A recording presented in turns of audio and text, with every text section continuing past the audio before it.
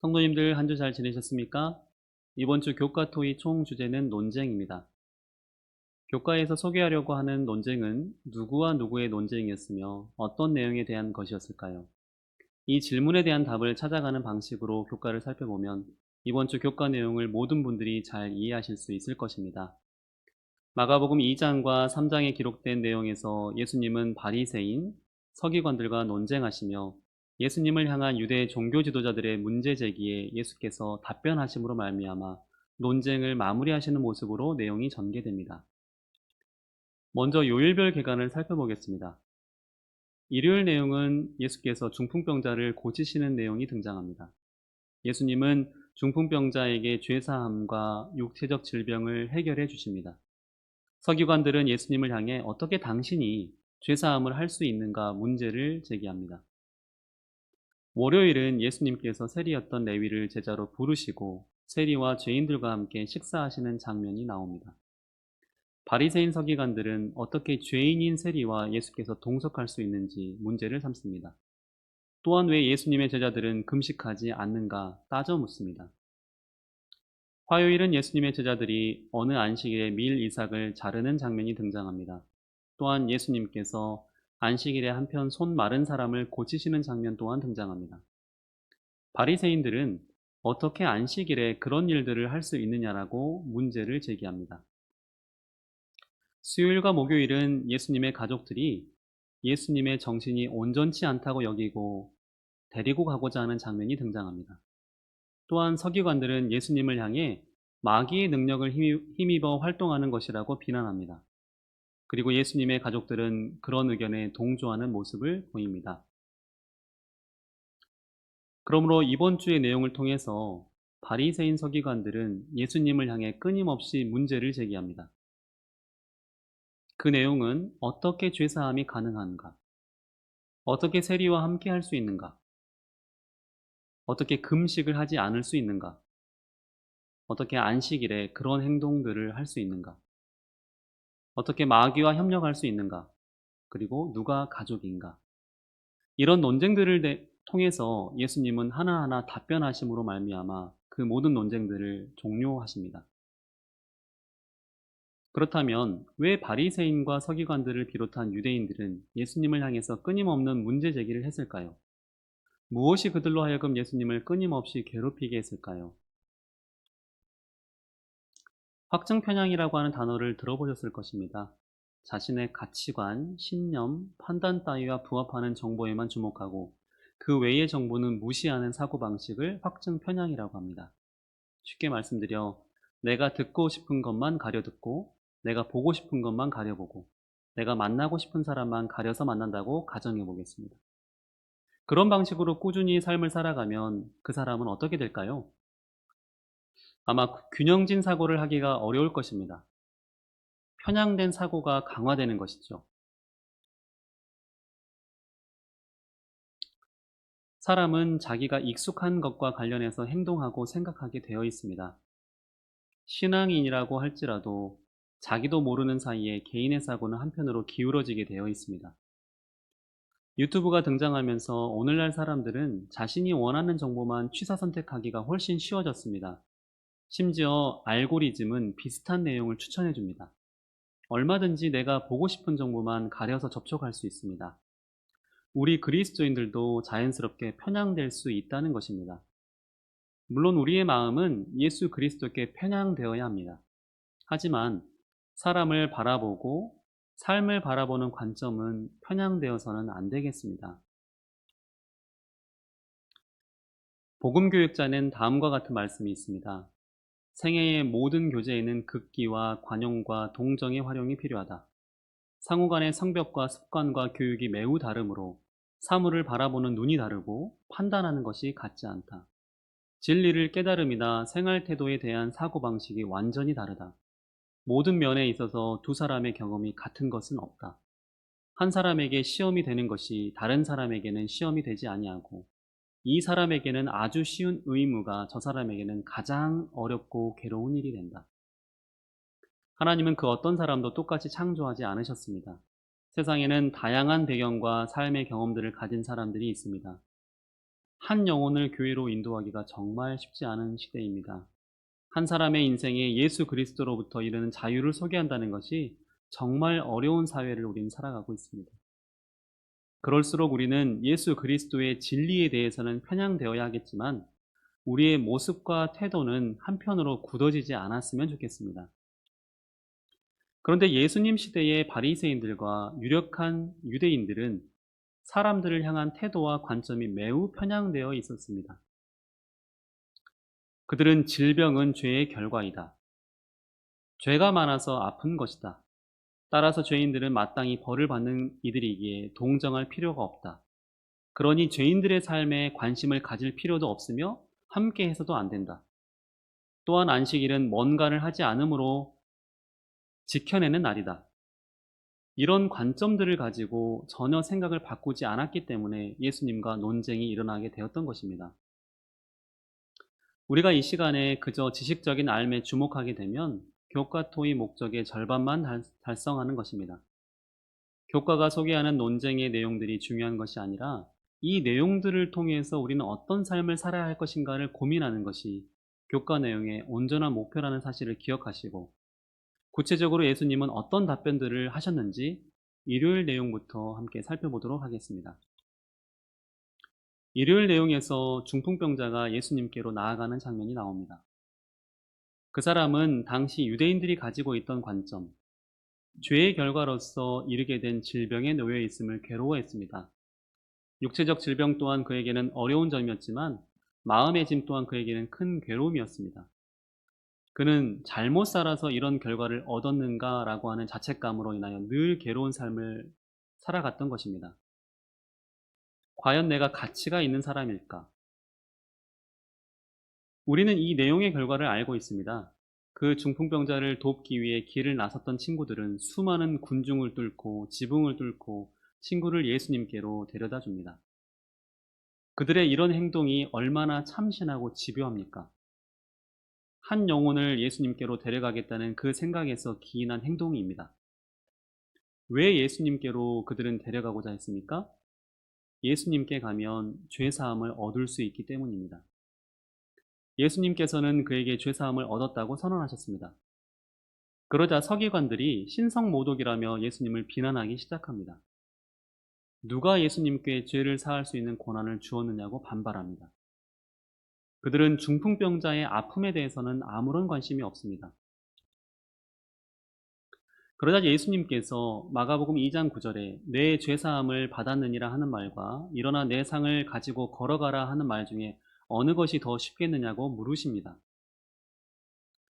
유대 학문 전통 중에 칼 바오메르의 논리라는 추론법이 있습니다. 가벼운 것과 무거운 것이라는 뜻인데, 가벼운 주제 A가 진리라면 더 무거운 주제인 B는 더욱 진리라고 논증하는 방식입니다. 예를 한번 들어보겠습니다. 오늘 있다가 내일 아궁이에 던지는 들풀도 하나님께서 이렇게 입히시거든 하물며 너희는 어떠시겠느냐. 들풀을 A라고 가정하고 사람을 B라고 가정해 보겠습니다. 하나님께서 A인 들풀을 중요하게 여기신다면 당연히 B인 사람은 더더욱 중요하게 여기신다는 추론이 가능합니다. 죄사함을 받았다는 말과 중풍병자에게 일어나서 걸으라 하는 말 중에 어떤 것이 더 쉬울까요? 사람들이 보기에는 죄사함을 받았다라고 말하는 것이 더 쉽습니다. 죄사함을 받았다는 말은 따로 증명할 방법이 없기 때문에 그렇습니다. 그러나 일어나 걸으라는 말은 실제로 상대가 일어서서 걸어야 하는 행동이 수반되어야 하기 때문에 사람들이 보기에는 이것이 훨씬 어려운 것입니다. 그래서 예수님은 죄사함을 A라고 가정하고 일어나 걸으라고 하는 명령을 B라고 가정해 보겠습니다. 조금 전에 소개했던 그 유대인들의 논법에 의하면 B가 성취되면 자연스럽게 A가 진짜인가 증명할 필요가 없습니다. A가 진실이면 B는 더욱 진실이라고 했으니 B가 진실이라면 A는 말할 필요도 없이 진실인 것입니다. 예수님께서는 이런 랍비들의 논증 방식을 통해서 그들이 제기한 논쟁을 마무리하셨습니다. 논쟁을 마치시며 예수님은 중풍병자에게 자리를 들고 걸으라고 명령하셨습니다. 그리고 그는 일어나 걸었습니다. 자리를 들고 가는 이적을 보여주셨으니 죄사함의 명령 또한 사실이었다고 그분은 밝히셨습니다. 영감의 교훈 읽겠습니다. 그리스도의 태도의 은근한 위험은 그들의 오만한 태도와는 뚜렷이 대조되었다. 그들은 당황하고 어찌할 바를 몰랐으며 더 우월한 존재의 임재를 깨달으면서도 고백은 하지 않았다. 예수께서 지상에서 죄를 용서하실 권세가 있다는 증거가 굳어갈수록 그들은 더욱 완강하게 불신에 빠져들게 하였다. 그들은 하나님의 아들을 침묵시키기 위한 새 술책을 모의하기 위해 병자가 말씀으로 회복되는 것을 보았던 베드로의 집에서 떠나갔다. 그들은 자기 견해를 옹호하는 데 집착함으로 예수님을 부인하였던 것입니다. 월요일은 세리, 레위, 곧 마태를 예수님의 제자로 부르시는 장면입니다. 그런데 바리새인 서기관들이 예수님께 어떻게 세리의 집에서 함께 먹고 나누는지 못마땅해 합니다. 그들은 어찌하여 세리 및 죄인들과 함께 먹는가라고 묻습니다. 그런 반응이 나올 수 있는 것이 당시의 세리는 필요 이상의 세금을 징수하고 동족을 이용해서 부자가 되었기 때문에 경멸의 대상이 되었습니다. 그런데 예수님께서 그들과 함께 식사를 하십니다. 예수님은 그들의 논쟁에 건강한 사람이 아니라 아픈 사람에게 의사가 필요하다고 말씀하셨습니다. 예수님은 아픈 영혼의 영적 의사가 되기를 자청하신 것입니다. 예수님 자신은 도움이 필요한 이들을 위해서 기꺼이 오셨다고 선언하셨습니다. 뒤이어 침례 요한의 제자들과 바리새인들은 금식을 하는데 왜 예수님의 제자들은 금식을 하지 않는지 질문을 받습니다. 성경에서 금식에 관련된 몇 구절을 함께 살펴보도록 하겠습니다. 사무엘상 31장 13절과 사무엘하 1장 12절은 금식이 애통을 표현하는 한 방편이라고 소개하고 있습니다. 누군가 죽었을 때에 그를 기리는 마음으로 슬픔을 표현했다라고 하는 것입니다. 사무엘하 12장 22절과 요나서 3장 7절은 금식을 하나님의 도우심과 긍휼을 구하는 방편으로 소개하고 있습니다. 이 내용들을 종합하면 금식은 슬픔을 표현하고 하나님의 도우심을 구하는 수단이라고 하는 것을 알 수가 있습니다. 예수님께서 원하시는 금식은 어떤 것이었을까요? 이사야 58장 6절을 한번 제가 읽어보도록 하겠습니다. 내가 기뻐하는 금식은 흉악의 결박을 풀어주며 멍에의 줄을 끌어주며 압제당하는 자를 자유하게 하며 모든 멍에를 꺾는 것이 아니겠느냐. 진정한 금식은 동기를 순화시키고 생애를 개혁하기 위해서 고안되었습니다. 예수님께서 원하셨던 금식은 사람들을 해방하기 위해서, 자유와 평화를 위해서, 스스로를 돌아보는 의미에서 금식은 행해져야 했던 것입니다. 열심 있는 바리새인들은 의무가 아님에도 불구하고 주 2회, 월요일과 목요일은 금식을 하는 열심을 가지고 있었습니다. 그러나 그들은 금식을 통해서 스스로를 타인과 차별하는 수단으로 삼고 다른 이들을 억압하는 도구로 금식을 사용했던 것입니다. 그리고 또한 자신들의 부정직한 마음을 가리는 외적 수단으로 금식을 이용했습니다. 시대의 소망을 제가 잠깐 읽어보겠습니다. 시험의 광야에서 금식하거나 마태가 베푼 잔치에서 세리들과 함께 잡수시거나 간에 예수께서는 잃은 자를 구속하기 위하여 당신의 생명을 바치고 계셨다. 참 헌신의 정신은 쓸데없이 슬퍼하는 일이나 단순히 육체를 괴롭히며 많은 희생을 드리는 일 가운데서 나타나는 것이 아니라 하나님과 사람에 대한 자원하는 봉사에 자신을 바치는 가운데 나타난다. 본질을 갈구하는 마음이 결여되어 있는 금식은 몸을 괴롭히는 일일 뿐이라고 예수님은 말씀하십니다. 그런데 서기관들과 바리새인들은 습관적으로 그런 금식을 하고 있었던 것입니다. 신랑으로 스스로를 표현하신 예수님은 신랑이 있을 때는 금식할 이유가 없다고 말씀하십니다. 인류의 구주로서 예수께서 친히 오셨기 때문에 애통할 필요도 슬퍼할 이유도 없는 것입니다. 눈앞에 구주가 있음에도 바리새인들은 의미가 사라진 금식을 끝까지 고집하고 있었음을 우리는 알 수 있습니다. 뒤이어 생배조각과 새가족 부대에 대한 내용이 연결되는 내용들이 등장합니다. 제가 잠깐 문장을 하나 읽어보도록 하겠습니다. 새로운 생각은 새로운 형식에 담아야 한다. 회개 없는 개혁은 공허하게 되며 개혁이 없는 회개는 맹목이 된다. 회개가 수반되지 않은 그들의 습관은 공허하고 맹목적인 것은 아니었을까요? 오늘 우리의 모습은 어떻습니까? 이 땅의 모든 재림교회들이 예수님께서 주시는 생각을 온전히 담을 수 있을 만한 온전한 그릇이 되기를 간절히 바랍니다. 화요일은 안식일에 예수님의 제자들이 이삭을 자른 내용이 논란의 주제였습니다.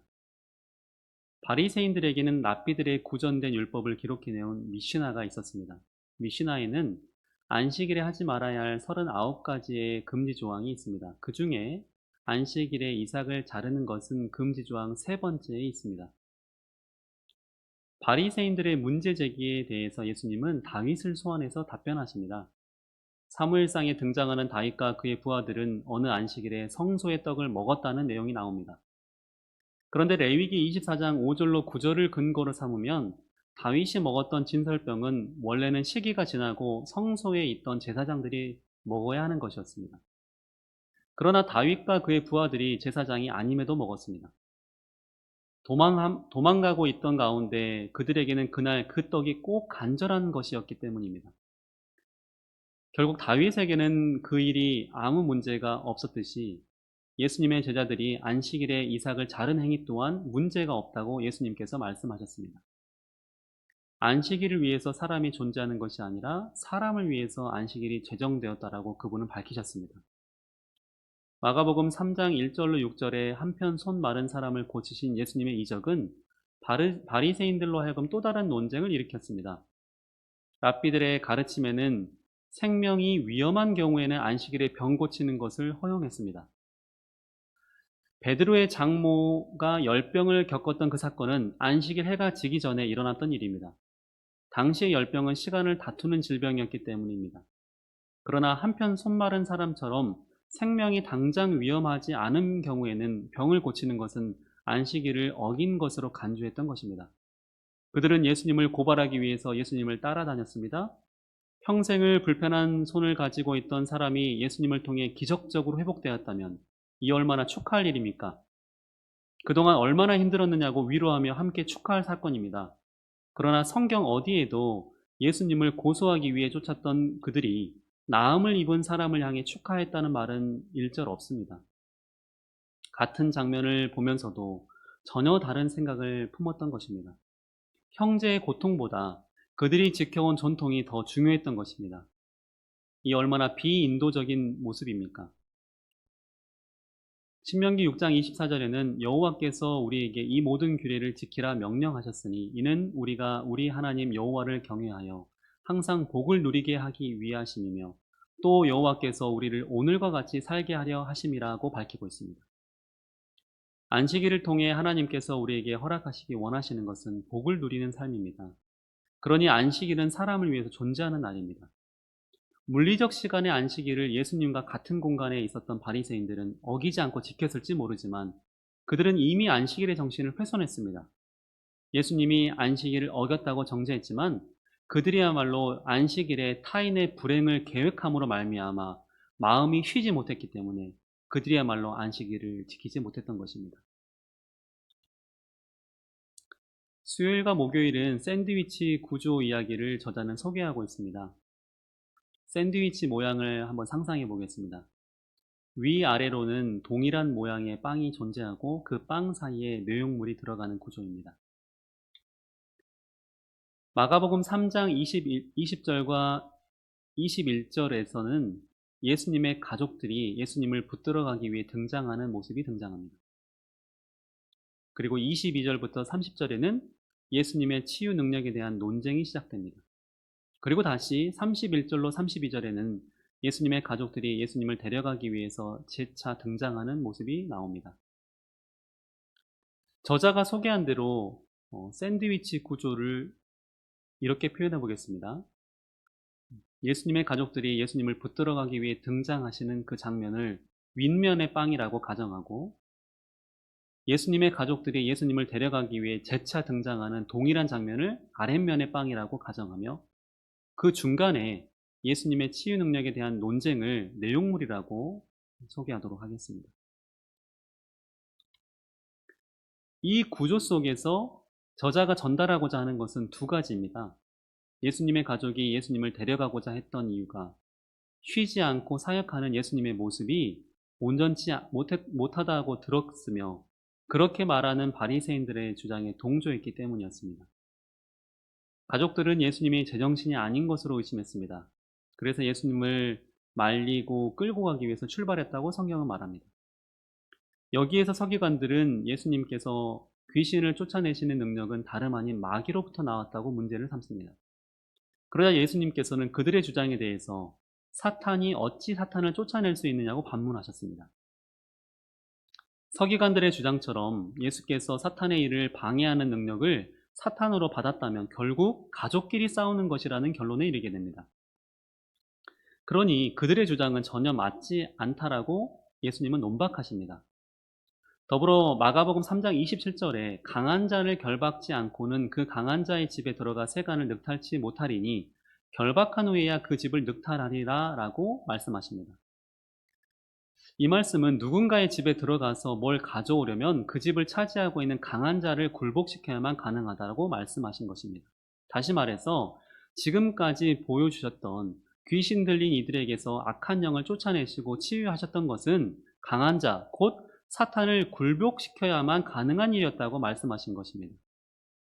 예수님께서 귀신 들린 사람들에게서 사탄의 영을 쫓아내시고 치유하셨다는 것은 예수님과 사탄의 싸움은 예수님의 승리로 끝남을 명확하게 알려주는 내용입니다.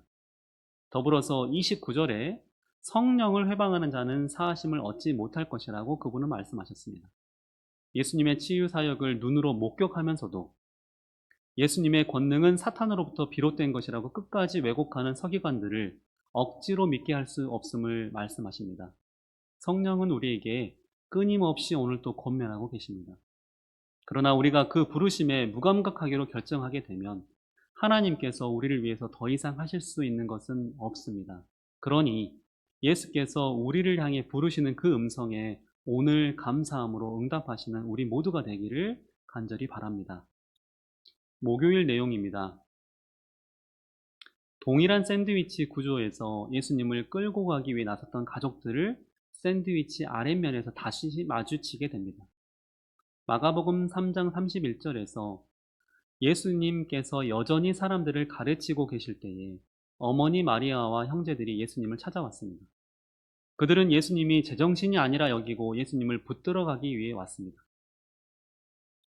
그런 그들에게 33절부터 35절까지 이렇게 소개하고 있습니다. 대답하시되 누가 내 어머니이며 동생들이냐 하시고 둘러 앉은 자들을 보시며 이르시되 내 어머니와 내 동생들을 보라. 누구든지 하나님의 뜻대로 행하는 자가 내 형제요 자매요 어머니이니라. 예수님조차도 혈육의 가족으로부터 의심받으며 헤아림을 얻지 못했습니다. 마가복음은 우리에게 예수님도 같은 어려움을 겪으셨다는 것을 보여줍니다. 때로는 우리가 가진 신앙으로 인해 혈육의 가족들로부터 외면당하거나 슬픔을 느끼는 그 마음을 예수님도 경험하셨습니다. 그래서 그분은 우리의 마음을 이해하시는 인자이신 것입니다. 우리는 세계 어디를 가도 인종이 다르고 국가가 달라도 동일한 재림 신앙을 하고 있는 가족들을 만나면 그렇게 반가울 수가 없습니다. 예수님은 하나님의 아들이시며 하나님의 뜻에 순종하는 모든 사람은 그분의 가족이 됩니다. 혈육의 가족들도 우리에게는 중요합니다. 그러나 내 주변의 교회 가족들은 때로는 내 육신의 가족들도 다 헤아리지 못하는 마음을 위로해 줍니다. 우리에게 교회가 있고 마음을 나눌 교우가 있음을 감사하시게 되기를 간절히 바랍니다. 이번 주는 예수님을 향한 5가지 논쟁을 중심으로 예수님께서 어떻게 말씀하심으로 모든 논쟁을 종결시키셨는지 살펴보았습니다. 그 논쟁들을 통해 우리는 예수님께서 우리의 제사함을 위해 오셨으며 그래서 죄인들을 즐겨 찾으셨고 그들이 가지고 있던 죄인됨에서 이르는 오해를 바로잡으셨으며 그들을 찾아 사탄의 권세로부터 해방해 주셨고 그런 해방된 이들을 예수님께서는 당신의 가족으로 삼으셨다는 사실을 알게 되었습니다. 이 얼마나 감사한 일입니까? 저와 화면을 통해 마음을 나누시는 어딘가에 계시는 모든 분들이 그리스도 안에 하나 된 가족임을 감사하게 되는 오늘이 되기를 간절히 바랍니다.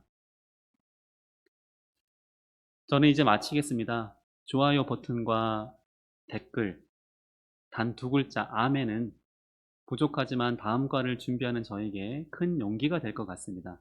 기쁨 넘치는 한 주 되시고 저는 다음 주에 뵙도록 하겠습니다. 감사합니다.